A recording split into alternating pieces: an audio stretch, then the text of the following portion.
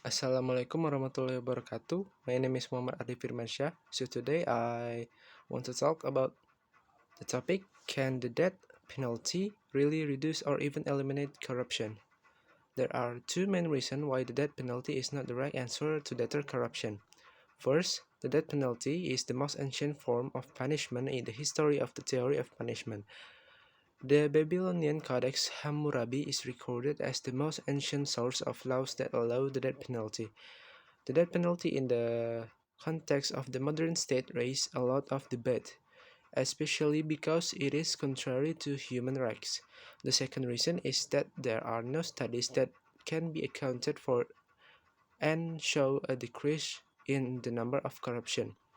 A simple parameter that can be used to determine whether the death penalty has an effect on reducing or eliminating corruption is the Corruption Perception Index (GPA) issued by Transparency International.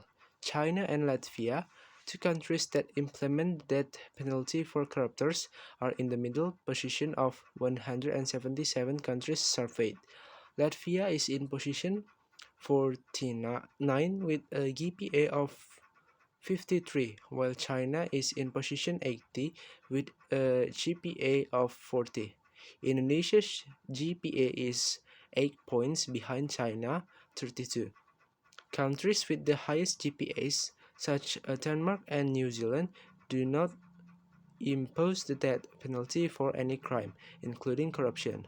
Seeing that China and GPA and Indonesia's GPA are not far apart, it should be suspected that the death penalty is not a deterrent for perpetrators of corruption. If the perpetrator has been sentenced to death, rehabilitation and restoration of good name cannot be carried out if it turns out that the person sentenced to death is not the perpetrator of corruption. This seems compromising, but it must be used as an extreme point to avoid the application of the wrong law because it involves human life.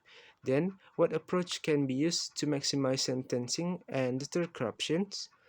An alternative that deserves serious consideration is impoverishment.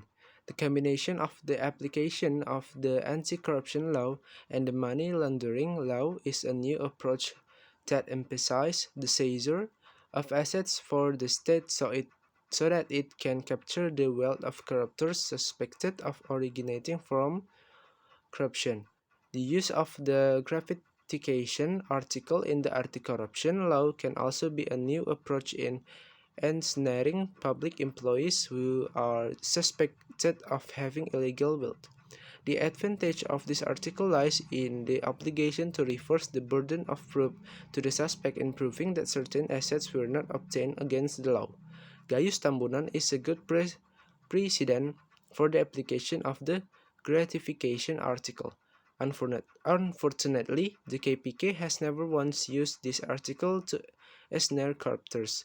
At the beginning of Akil's arrest, the KPK had implied the use of the gratification article. However, the article did not appear in the reading of the demons the other day.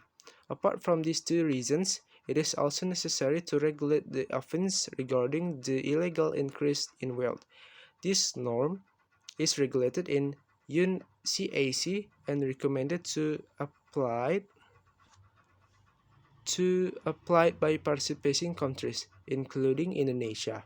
But there is also no regulation on illicit enrichment in the corruption law, which is currently in effect. If the government and the DPR are serious about eradicating corruption and deterring corruptors, reform of national laws is an absolute must. The revision of the anti-corruption law through the revision of the anti-corruption law needs to be carried out again after it has been idle in the DPR since 2012. The same applies to the discussion of the assets confiscation bill.